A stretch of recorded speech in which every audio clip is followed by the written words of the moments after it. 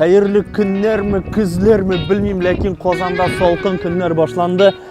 Bu vakitte Avrupa'dan Budapest şehrinde en şiber tatar kızlarını söylüyorlar. Qaraymiz.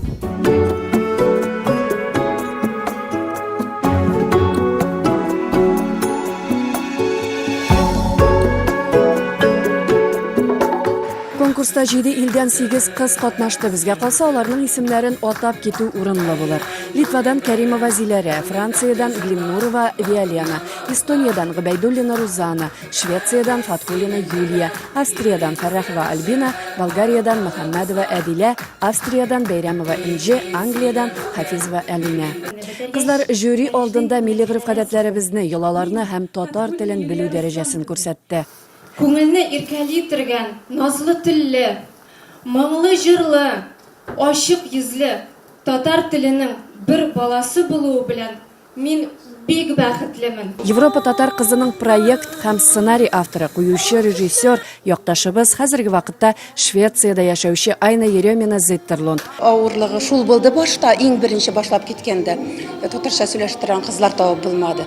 Берсе рәхәтләндереп сөйләшә, икесе эзләп кенә сөйләшәдер, хәзер яхшы итеп сөйләшә.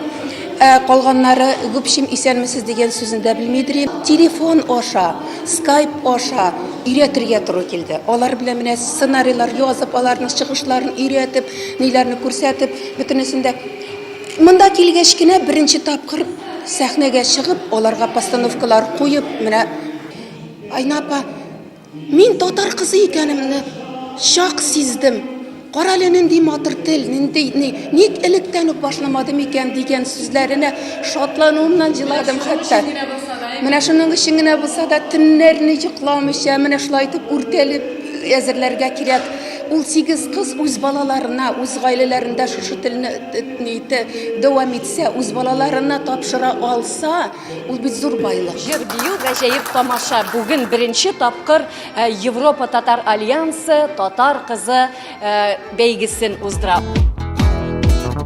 Билгеле инде без шушында катнашкан кызлар белән аралашырга тырышабыз. Мин хәзер татарча җырлыйм да, шигырьләр дә ятыйм, сөйләшә дә алам. Хәзер менә бөтен тамашачылар монда чыгып, үз тавышларын кайсыдыр кимгәдер бирәчәкләр. Бу бик кызыклы һәм үзгә. Кем җиңәр? Бу хакта әз генә сорарак. Вообще, если честно, мне очень понравилась участница из Парижа. И не потому, что я сама из Франции, а потому, что действительно очень живая, очень веселая, очень энергичная татарочка, и она просто прямо зажгла весь зал. Номер 1 понравилась девушка, и номер 3 очень понравилась. Но, честно говоря, они все достойны, потому что каждая самобытна по-своему. Ниһаять нәтиҗәләр дә игълан ителде. Тамашачылар күңелен яулаучы номинациясендә җиңүче Энҗе Бәйрәмова булды.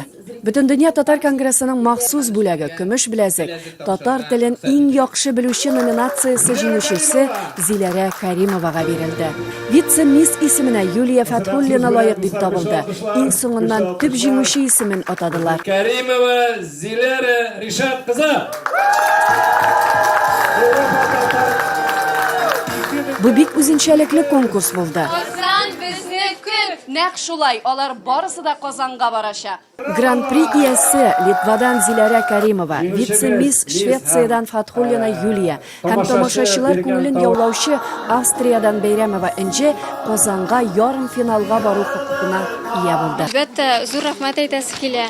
Әнимә тимә, безнең бөтен Европа татарларына, жюри әгъзаларына, менә безнең остабызга, Айна апага, ул безнең йөрәкләргә юл тапты. Һәм әлбәттә бөтен татарларга зур рәхмәт. Австрия, Франция, Бүйүк-Британия, Болгария, Литва, Швеция. Кайда гына юк татар кызлары. Бит алар күпләрнең башларын әйләндерә. Ничек кенә сөйләп бетерергә инде. Финалга чыгучы кызлар сайланды. 16 ноябрь көнне иң шибәр, иң сәләтле татар кызы билгеле булачак. Көтегез.